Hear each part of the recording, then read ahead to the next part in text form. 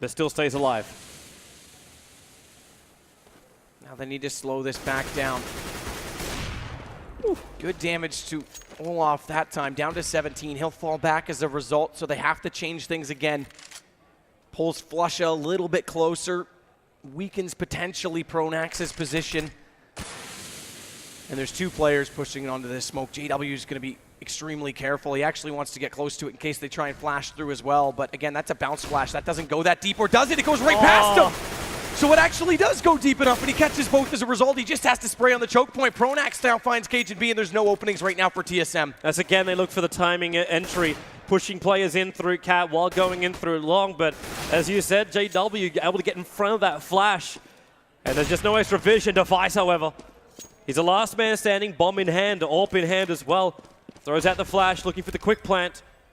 The chance of him holding on to this AWP is pretty low, but maybe he can bring a couple with him. Can't get the first shot. He needed that one too. It'll be Crims to drop him. So Fnatic, 5 rounds in a row, but I've heard this record play before.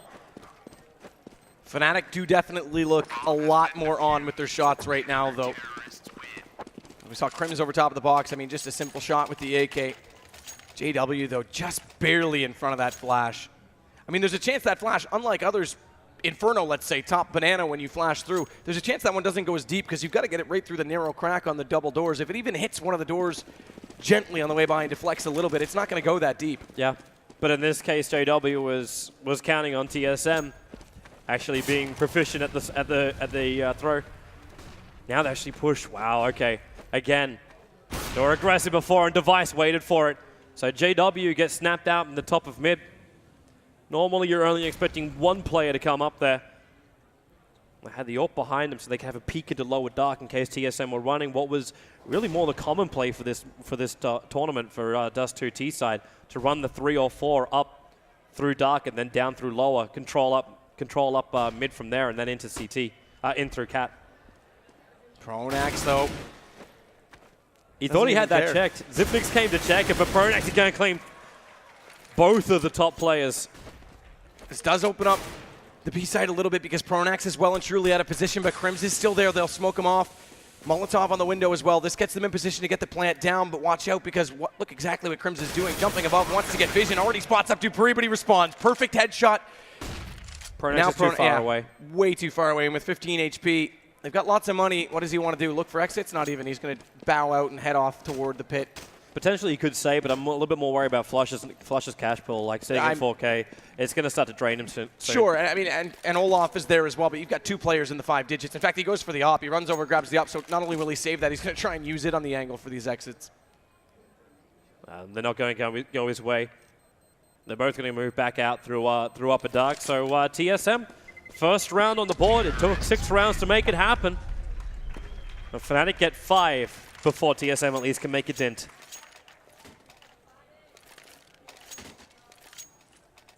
A little bit quicker response this time. It was 6-0 and then 7-1. This time it's 5-1. TSM need to find these openings. Fnatic have to fall off this aggressive play, but they're potentially not going to. Okay, I thought Olaf was going to go through again. He doesn't. Just checks it on the cross. But 3 already over, and Crims got tagged up on the way across as well from that op shot through the door from Device. Yeah, so he's not a healthy man, but he's still got nades and flashes. Going to use them now just to keep upper dark clear. Actually bringing a lot more players over from Fnatic there too. JW going to team up with Crims and allow Olaf. He's hovering around the boxes area. Concerned about mid. They just try and play from a position of advantage. Up the hill and away from TSM's flashes and smokes and grenades. And the time starts ticking away. We passed the minute mark. They're running out of smokes too. Only got 3 more smokes and 1 flash available for TSM. So not that much to play with. And that 1 smoke is probably going to be looking to block off the CT spawn. And in fact, yep, there it comes in. Olaf realizes the play, turns his back for the flash. At the same time, it's the flash going onto TSM. They bring down Cage and B. Olaf's got 6 bullets left inside that clip. Just enough to kill off Device. And very through. quick revenge kills. Smoke holds it off, they're through as well, so Flusha doesn't have vision yet, and they've already crossed the wall, so he won't get it when he pushes on. And that means JW down does give them a good bomb position, and again, Pronax was all the way out toward long A, so lagging behind. Kerrigan needs to be careful trying to establish this presence, though, because Pronax wasted 0 time. The Nike's firmly tied, he's already there. But Kerrigan catches him. TSM, back-to-back rounds. Fnatic can't allow this to happen again. They're already 2 maps behind. One more map will win this for TSM.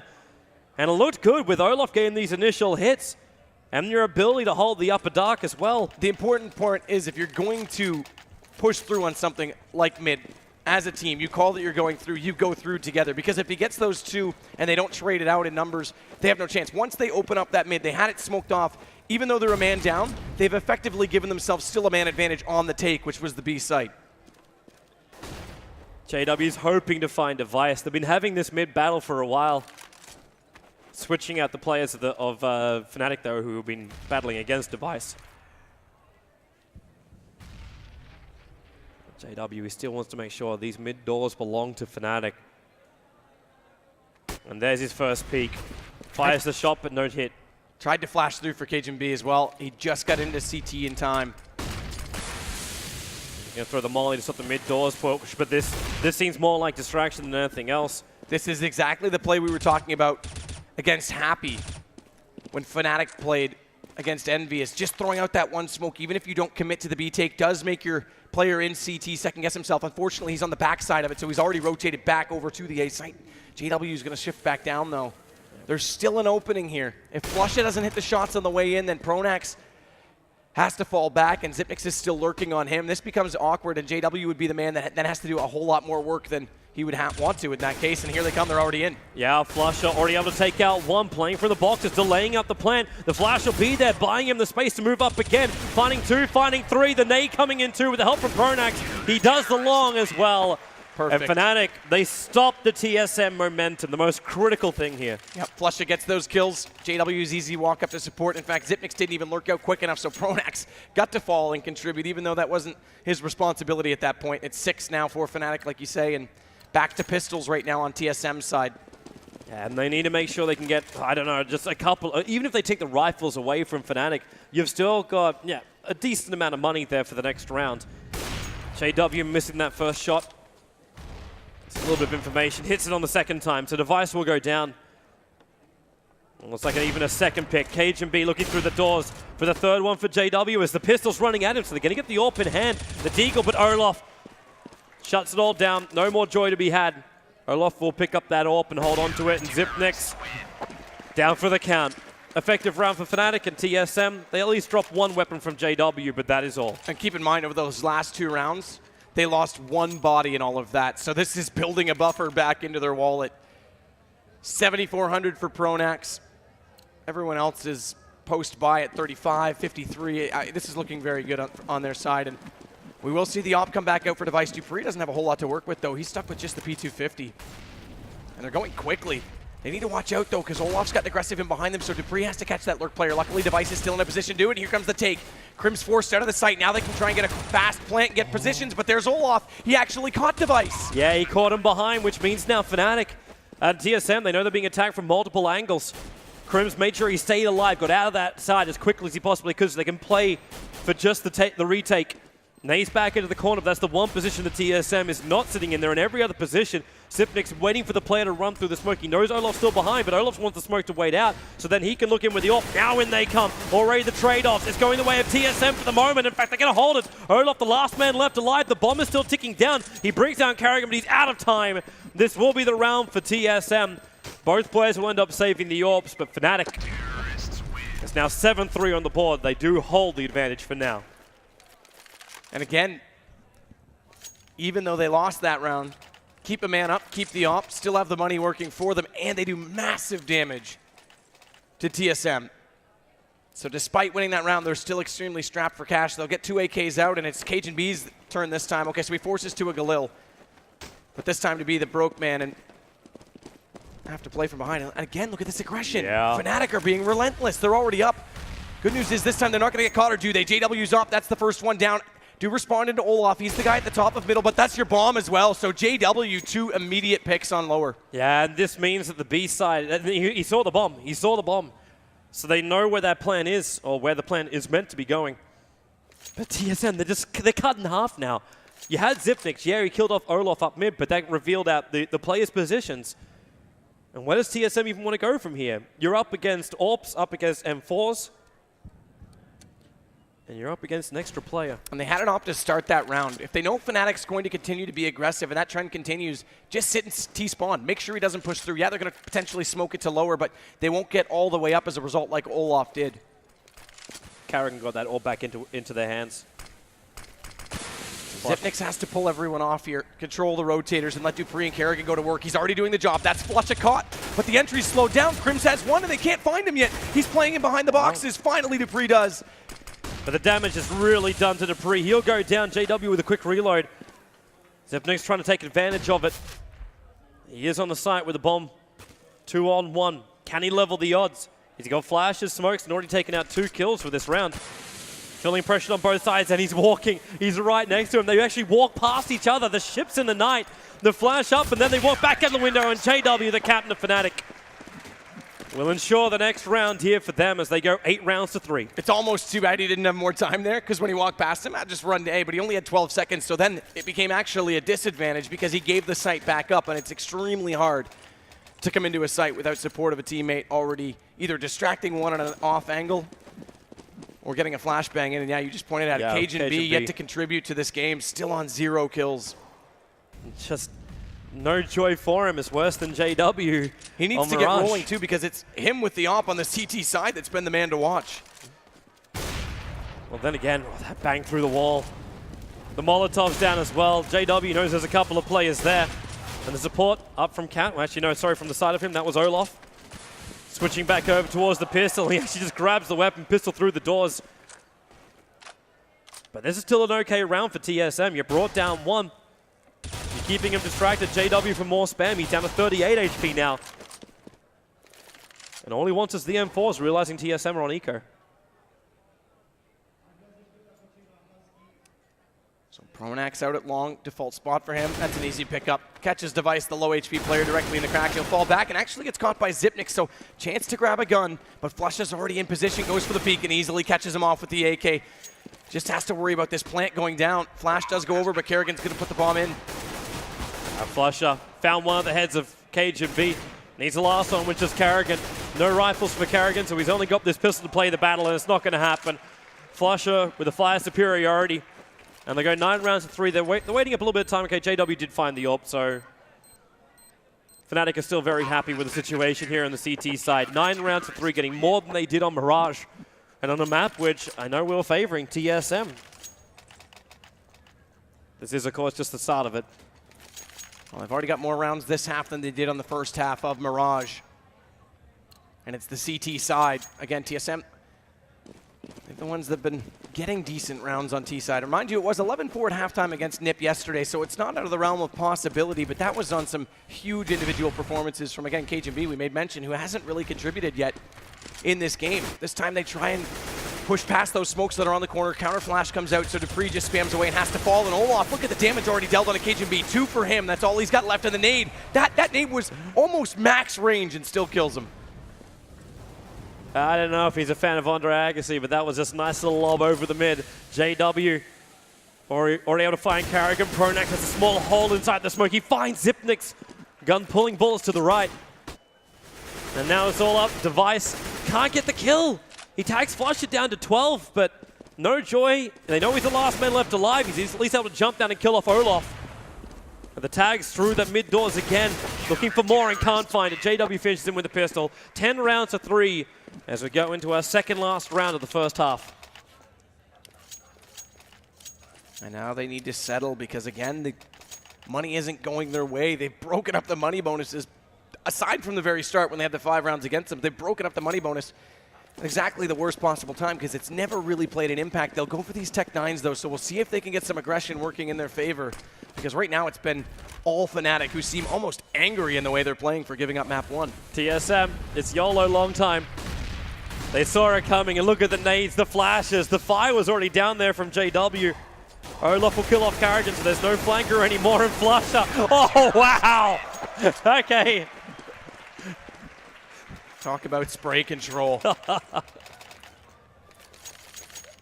How do you even walk through that? Apparently you don't, that's for sure.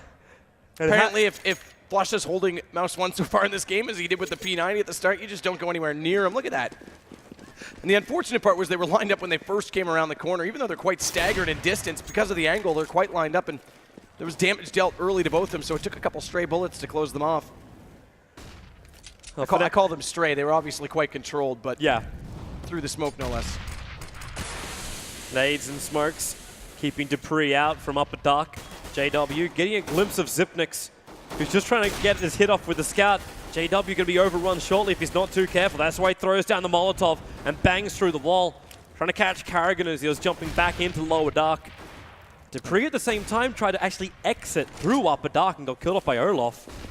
And they haven't found anything. There's no opening. I mean, they've tried to go up catwalk.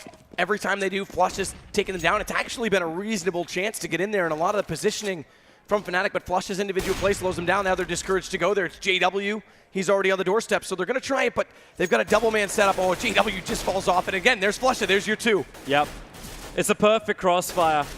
And Flush is going to wrap it up. He's had himself a fantastic half. 22 kills for 5 deaths here. And more importantly, Fnatic got what they needed. It was 12 rounds for 3 in the first half. After having what happened to them on Mirage, they needed some confidence booster. This is it. I mean, it just goes to show the composure. Like Thorn said, they're going to do everything possible. We saw aggression from them, even more than what we normally see, up those mid pushes from Olaf. JW's also firing well. We talk about Flusha on 22. JW's on 19.